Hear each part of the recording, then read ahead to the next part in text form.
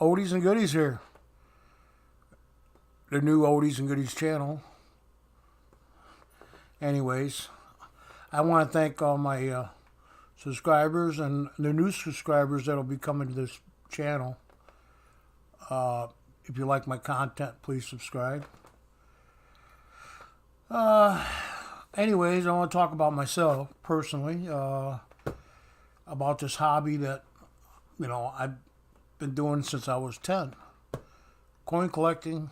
I started coin roll hunting back in like 1976. So, I'm just, of course all I could ever really go through was pennies, get $10. They used to sell them $10 a box, or you got to buy the bag. Today you get boxes of $25 worth. And I don't know, pennies just got boring to me. I still do them. I just don't do them very often because I'm not collecting error coins. I do look for them, but I usually end up giving them away. Or, maybe a trade or something like that. But I don't have any errors in my collection now. I traded it for some coins and stuff that I needed. Overall speaking, back in the day, I used to look for that 69 S double die and, the 1955 double die. That was a big deal. 1955 D double die. But back then, there wasn't too many interest in having errors and varieties as it is today. So it's really a sought-after commodity. So, if I knew what I knew now, today, and all this technology and, all this information we get on the internet, I'm loaded with information, but I still have to look stuff up, and I have CRS. Like most people do. Or, yeah, anyways, metal detecting I started around when I was 13 or so. I had got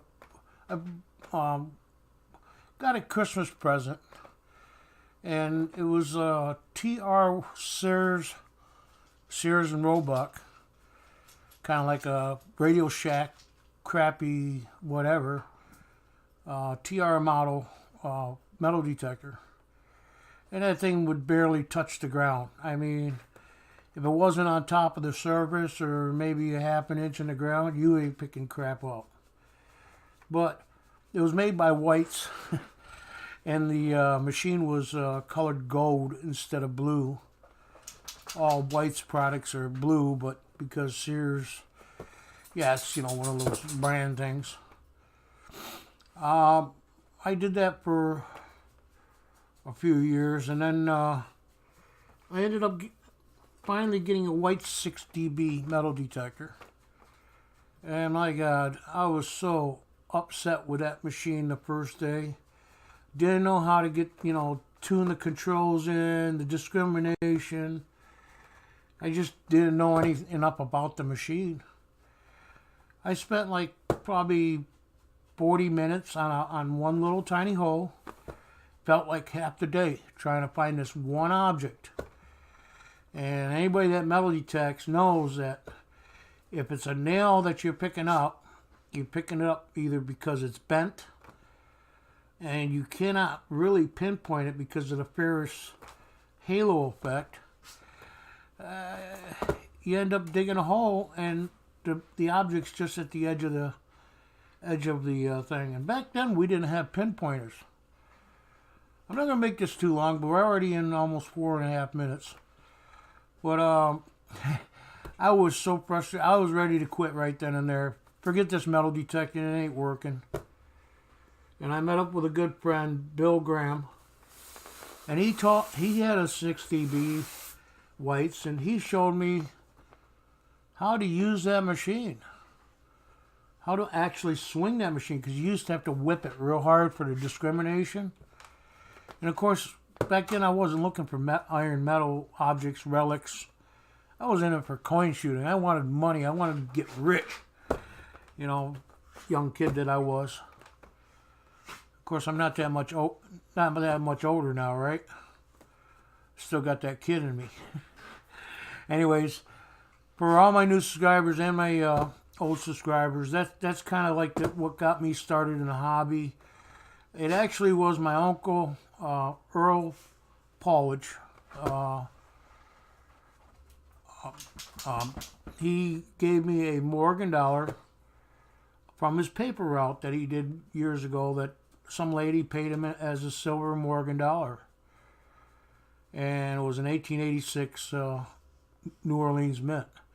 And that really what sparked my interest in coin, because I got that as a baby. My mom and dad held it for so long, and none of my family was into coin collecting or, let alone metal detecting. So overall, back in the day also, we didn't have the internet, right? In the 80s, we started, we had BBS boards we'd hook up to the college, and they were all phone modems, there was like 1,200 baud. And that it took you 3 days to download a program from the college, because college was the only ones that actually had the money besides the government that could afford internet or the networking. So that was fun. That was really fun. But anyways, I started out with I had one of the wood grain 1975 model or whatever, IBM. And then Trash 80 came out from Realistic Radio Shack. TRS 80 they called it. I did have a Texas Instrument color computer. Had VIC 20, Commodore 64. Used to do a lot of line programming back in the day. The first project that I had was with my brother and my dad. For Tech Hi-Fi was the name of the company, and they actually gave us a gift card for that program, because there wasn't any programs out for the VIC 20, and 64 was coming out and all that. So we got a discount on anything we wanted in the store. And we gave them the program, and it was a cuckoo clock made of all ASCII characters, and it would come out every hour. Little bird would come out. It was a generic program back then, but today the graphics are like, it's inconceivable back in the day. That would have been like science fiction. And even computers then was science fiction. Nobody really knew how to run it. Like I said, as far as doing research or looking things up, I found a Chinese cash coin. And like I said, we didn't have the internet. That's what I was getting at. You had to go to the library, or if you had a dealer that sold detectors, like we had Jerry's Treasure Den, which he passed away. He had a whole study of freaking books and stuff and topographical maps, and he was also a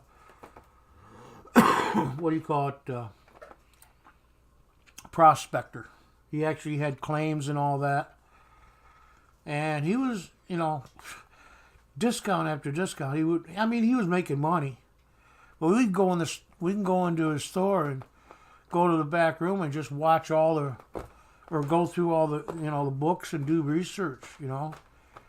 That's when I was studying on the Loomis gang, which Jesse James was like affiliated with them up here in New York. And Loomis gang is that anytime they ever got in trouble with the law, they'd burn the courthouse down. Or if their neighbors pissed them off, upsetted them, they'd burn that house down.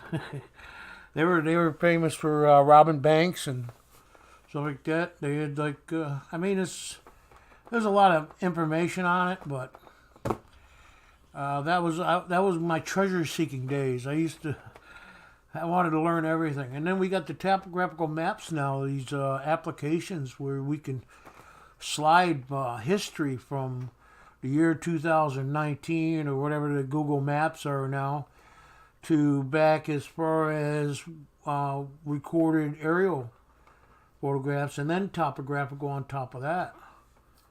Just depends upon the area that you live in. And you can see that, where the old houses were, that isn't there today. Or, it's all woods now instead of fields. Because most everything was farming back in the day. So, a little bit more about me. I've moved around. I've been, of course, New York. I lived in Pennsylvania. I worked in North Carolina. I worked in Georgia. Of course, Florida. I moved to Florida for about 13 years. I was born and raised here in New York. And then Alabama, Louisiana, I did all work there. Arkansas, Texas. I've been all over the place. Arizona, I lived there for a couple years. I lived in Tulsa, Oklahoma. Arizona, as far as Crane Creek, Arizona, and Phoenix, Arizona. The Lost Dutchman mine's in Apache Junction right there. I never did get to go to the history or the little museum they got going on there. So trying to keep this short, under 20 minutes at least, or I've been trying to keep everything at 15 minutes. So the content is going to be coins, coin roll hunting. The weather gets better.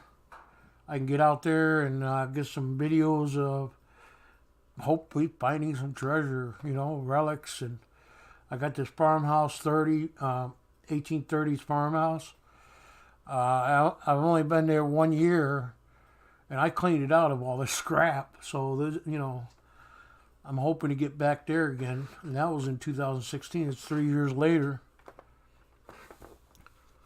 So, as far as moving around, I lived in Tulsa, Oklahoma, and I used to have a business. It was in cable television and fiber optics, working aerial and underground I used to work for the man, and then I had my own business for about 3 years, and that was in Tulsa, Oklahoma. Had to shut it down. The economy went bad. Lost my house because I wasn't making the cash to cover it, pay the mortgage. So bank took that back. Overall, I moved back to New York, and I've been here since 2011 now. Somewhere around 2011, 2010. So, I hope you guys enjoy my content, and I do shout outs.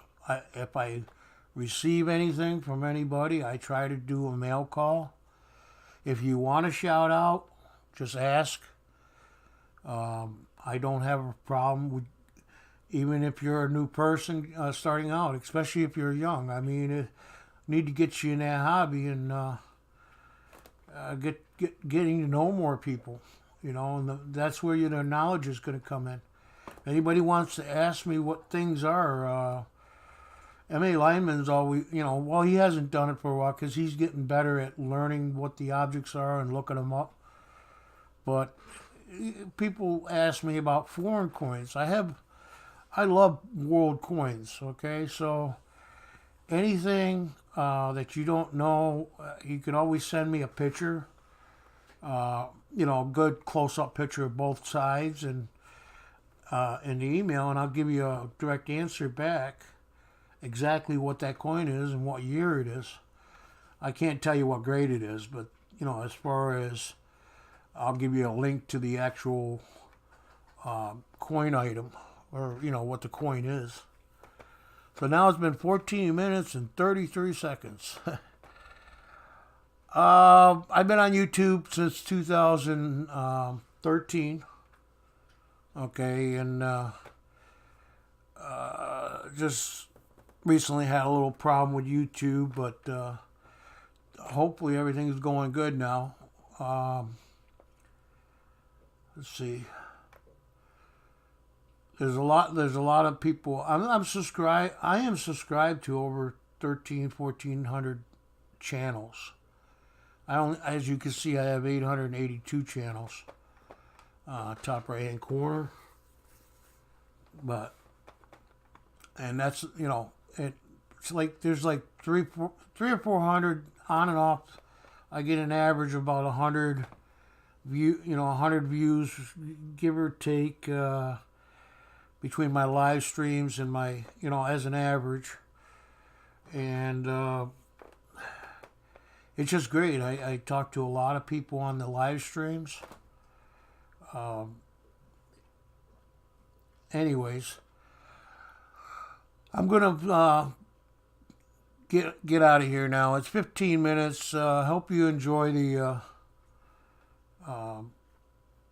videos that that I'll be putting out. I got a mail call coming out probably in a little while after this, but this is for my new and returning subscribers. Thank you. Oldies out.